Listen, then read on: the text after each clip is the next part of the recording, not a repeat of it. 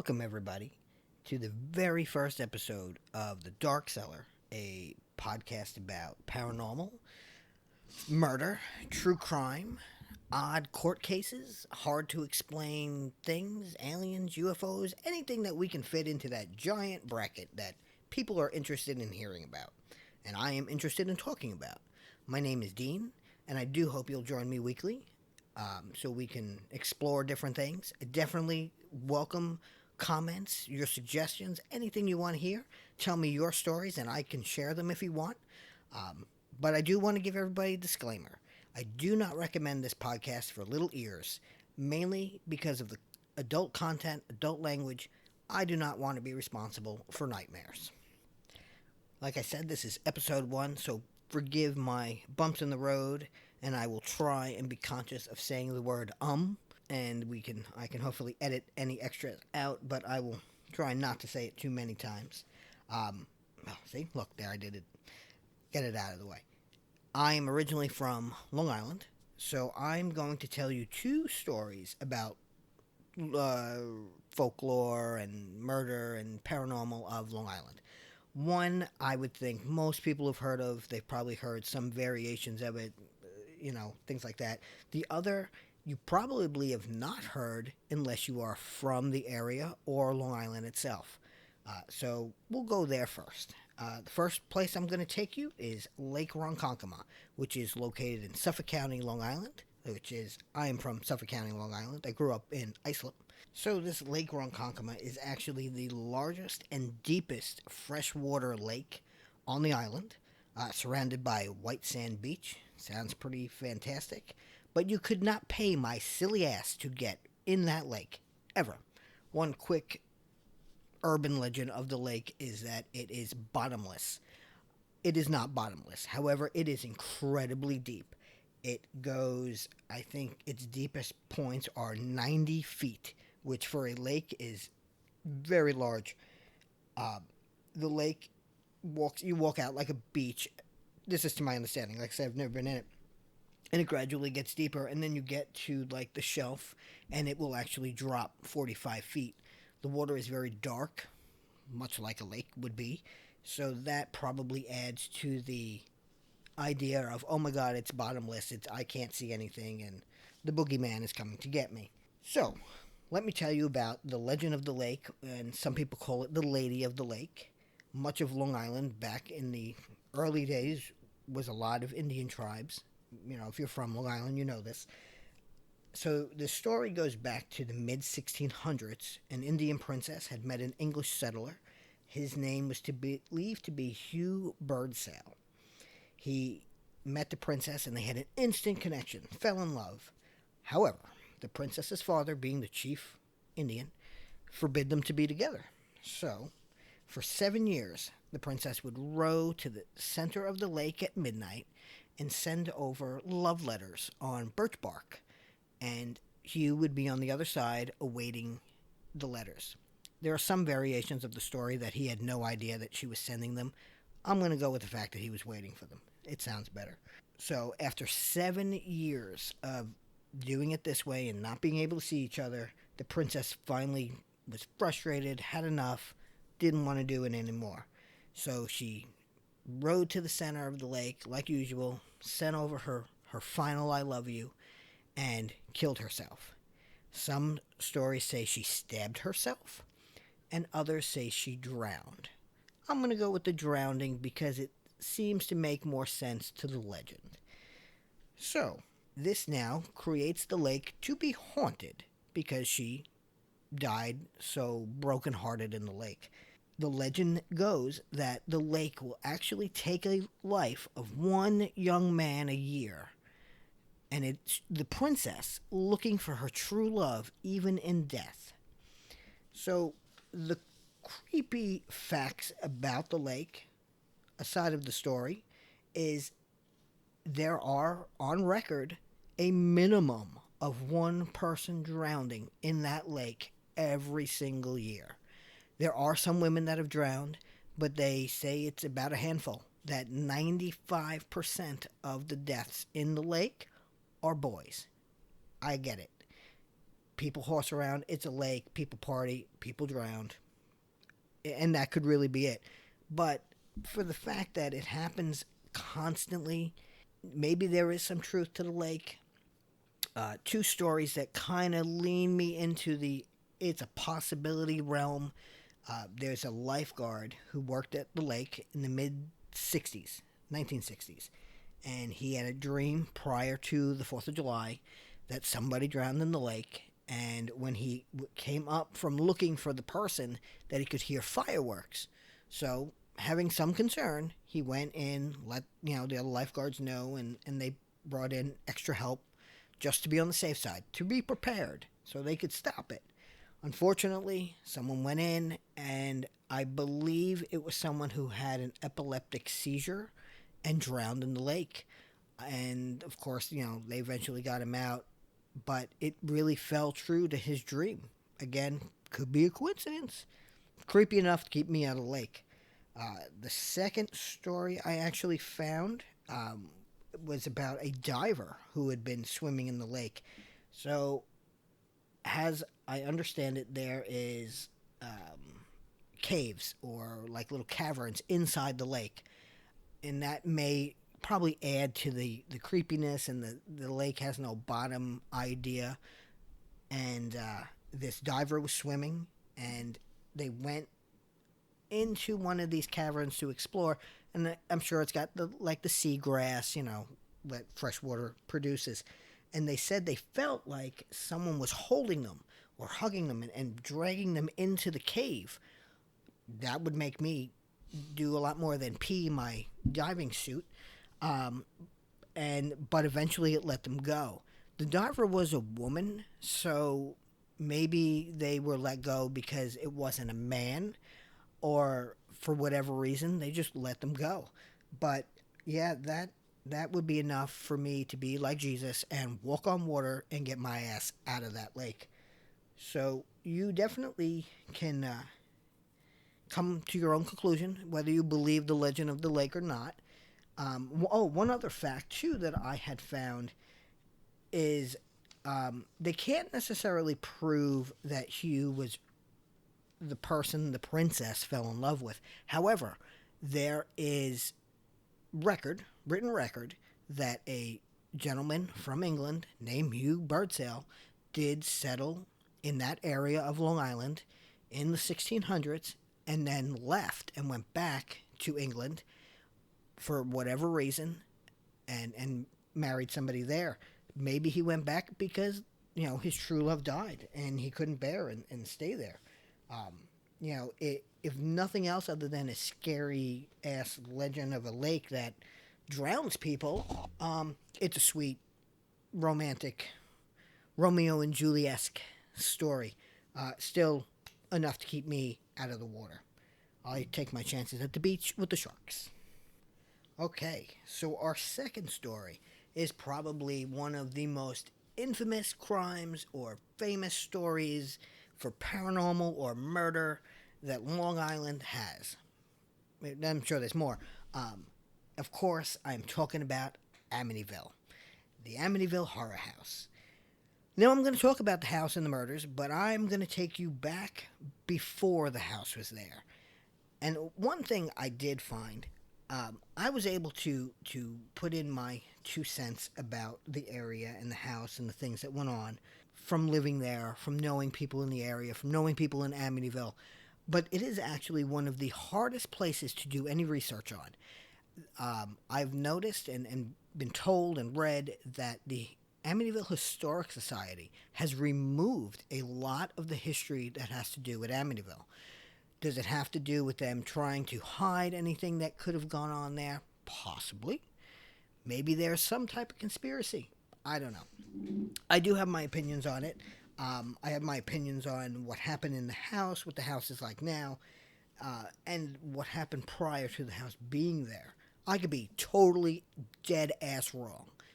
But that's the best part about opinions. They're like assholes. Everybody's got them. So, let me share my opinion with you. And, I would love to hear what other people think. Do you agree with what I found? Do you have a different story? Do you know someone who knows something different than me? I would love to hear about it.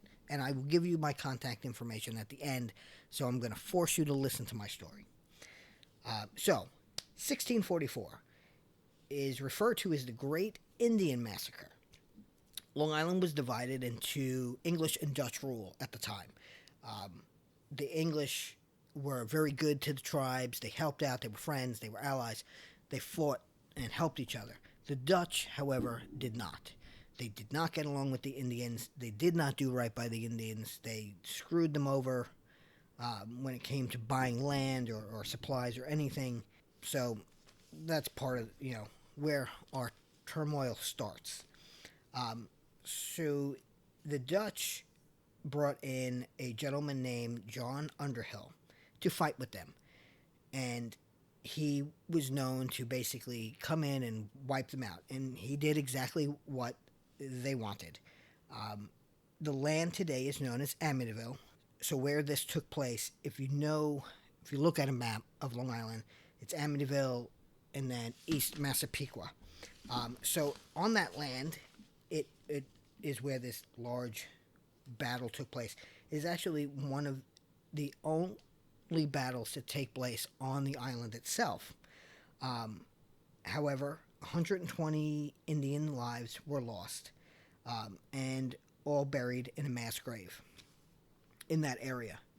One thing I do want to bring up, and it may mean nothing, but I think it's interesting as we go along. I'll bring it up again. John Underhill came from Salem, Massachusetts. The massacre took place about a mile and a half from where that famous Amityville house sits today. So that's the first thing. This mass murder and, unfortunately, a mass grave in the area. Not a Indian burial ground where the house sits. That is not where this grave site is. In the mid-1600s, it's believed that his name was John Ketchum. There are records of a John Ketchum who did good for the area, which I don't believe is the same person. However, I do believe, whether his name was John Ketchum, this gentleman from Salem came down, again, our second person from Salem, and it was believed he was escaping the witch trials. He was believed to have been heavily tied to the politics of Massachusetts as to why he was able to get away without being burned, hung, whatever. And he built a very large estate on land in Amityville, and which took up, including where the house is and many other houses.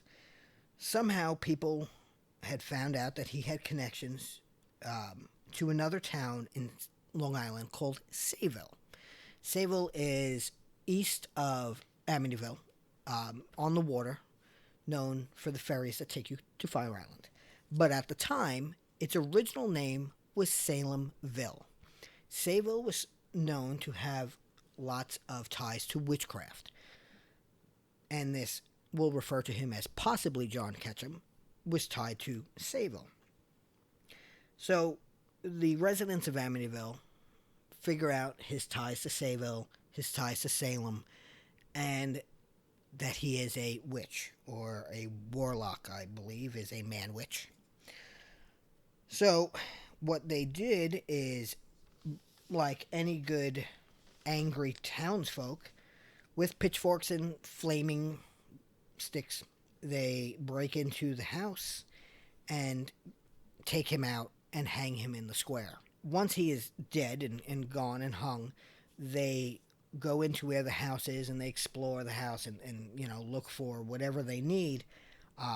And from what I've been told and researched many years ago, that they had found bones and skulls of what they believed were women and children in his laboratory or conservatory area of the house.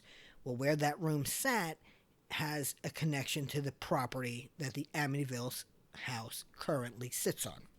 So again, it's hard information to find, but I had found it many, many years ago, so I'm sharing it now. So let's fast forward to 1927. That is the year the house is built. The reason the house sits sideways is when the land was then divvied out into separate parcels. They started with that one and the house next door, and they made them long and narrow. And then they realized how difficult it was to build a house to what they wanted on this land, that these houses had to be sideways. All the rest of the plots were actually widened. So if you ever go to Amityville or see pictures of it, that's why the house is actually sideways, is because of the way they started to divvy up the land. The house has had multiple owners since it's being built in the 20s. No one has ever had a problem that I can find until the DeFeos moved in. And they lived there for a few years before anything happened. So we all know the story. In November of 1974, Ronald DeFeo kills his family. All the family members were shot in the back of the head.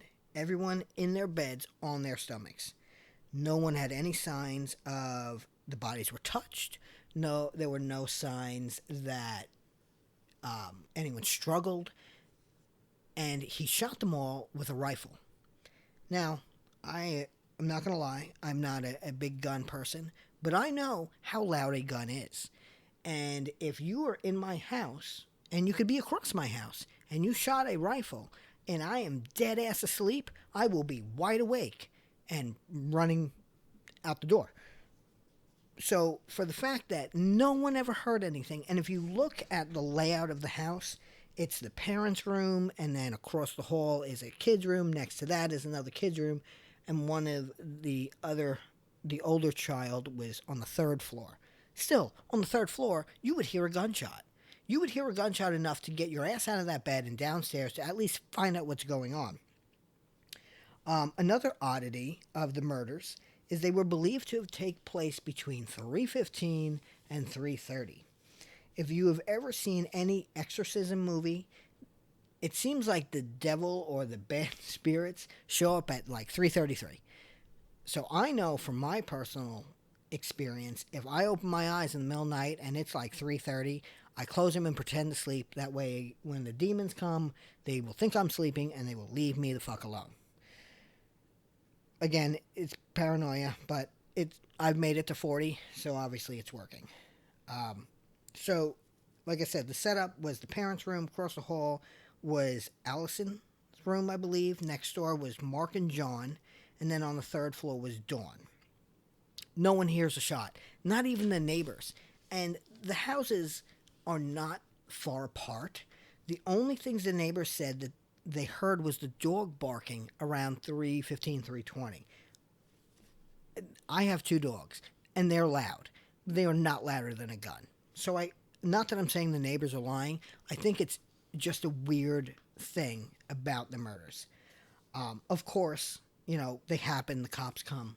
We all know all this story. They said part of the motivation for his killing his family was the $200,000 insurance policy. The police a source of the police said they believed that the family was drugged at dinner, and that's how he was able to kill them, and no one heard anything.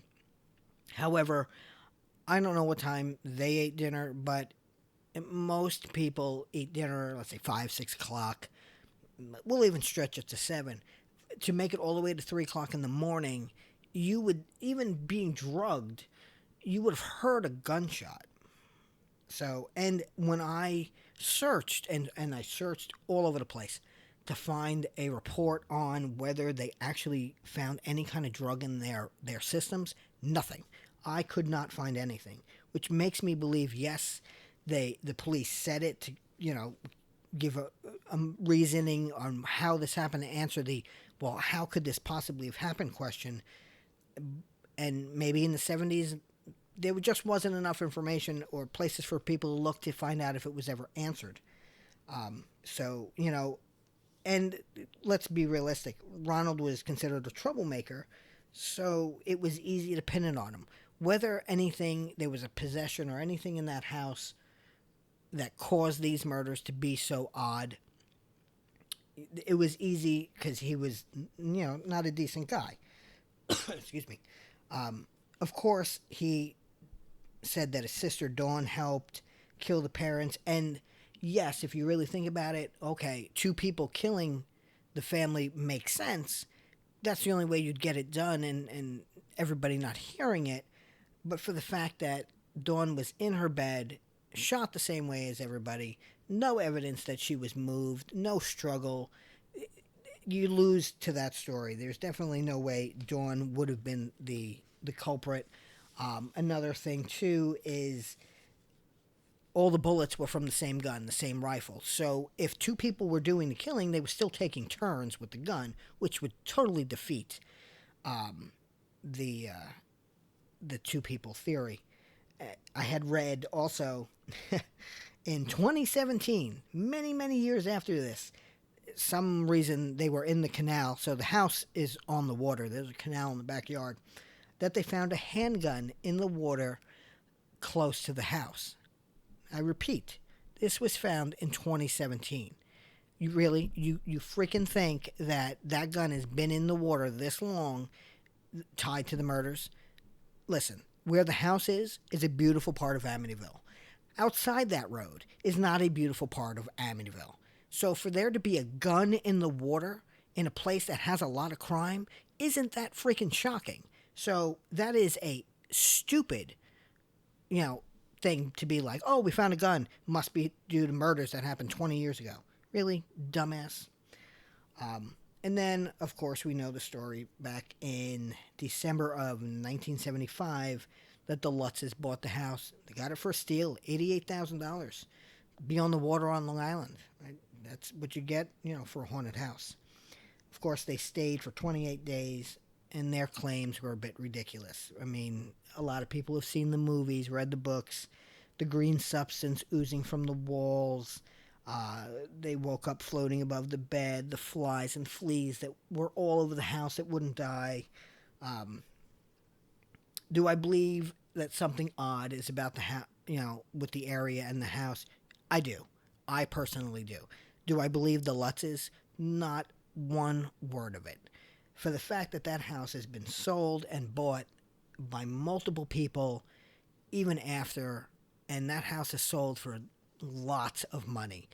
If there were really oozing walls, would you pay $600,000, $900,000 for a house that oozed, or you couldn't get rid of the flies? I mean, just stupid, really.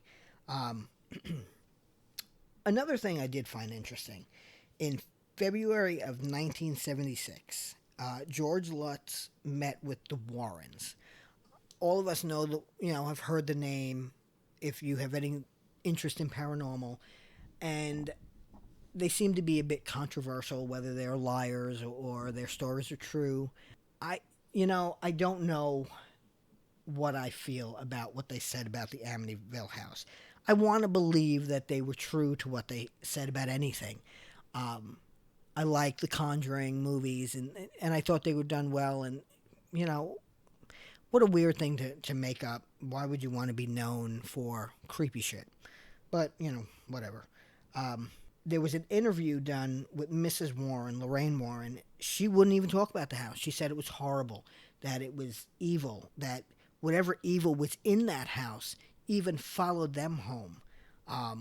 And they had problems in their own house.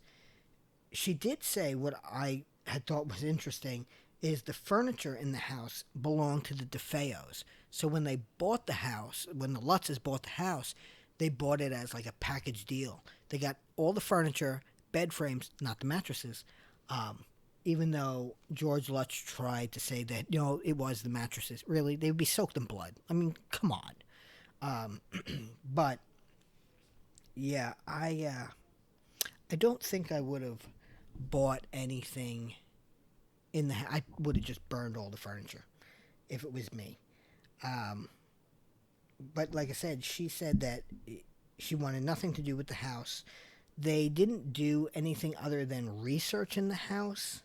And they're supposedly the only ones that have ever taken pictures in the house around the time that all these things were going on.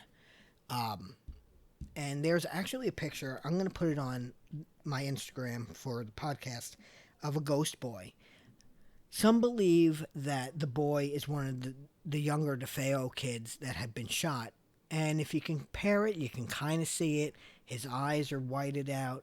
And now, if that picture was taken today, we can Photoshop the crap out of it. But in the 70s, you took your film to like photo marts or photo mats or whatever they were, photo mats. And they didn't alter the photos. So I could believe that the photo is real. It's creepy enough to be real. It's a little boy looking over the banister. Um, so, to me, that gives some proof to the stories, but I don't believe the stories that the Lutzes had to say, that the house was bad. I can tell you we had family friends that lived in Amityville, like a block or two over from where the house was. And I was young, a little kid when we would go visit them. And I didn't know the story at the time. I had no clue what had gone on there. But I always felt uncomfortable in their house. Like someone was always watching me.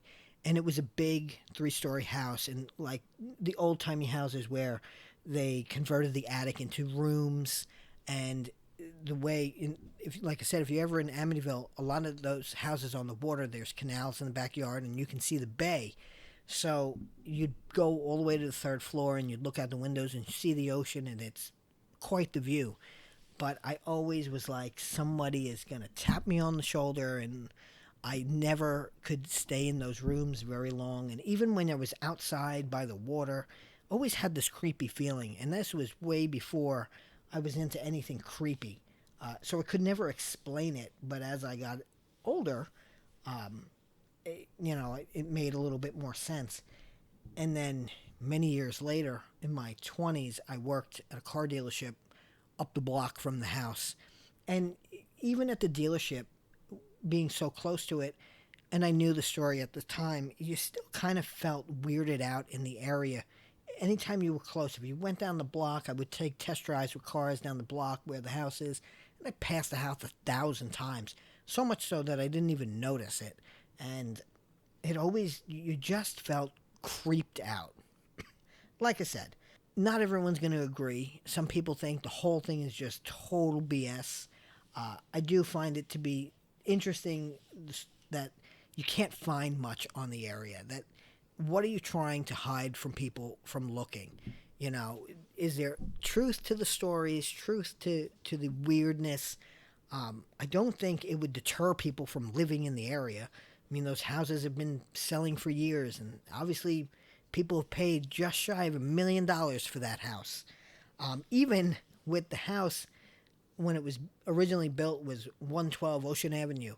And then years later, to get the onlookers away, they changed the address, yet they made it public knowledge. So why did you change the address? But, yeah, whatever. So I do hope you enjoyed the first episode. I know it might be a little choppy for being the first one, and I tried to keep my ums to a minimum. And I hope that it got your attention enough that you'd come back and you want to hear the stories I'm going to tell you. Some odd, some you may know, just maybe a different perspective on serial killers or whatever. But definitely, I welcome reviews, your comments, anything. You can send me an email, thedarkcellarpodcast@gmail.com. I definitely want to hear anything, questions. Tell me your stories. Maybe, if you want me to share it, I'll be happy to read your story one night. You can even find me on Instagram, the Dark Cellar Podcast. I'm going to put some photos up of the Amityville house, the ghost boy, and I'll even put some pictures up of Lake Ronkonkoma so you can see just how big that lake really is. And, I hope you enjoyed it, and I hope to hear, you come back and hear me. Thanks. Have a great night.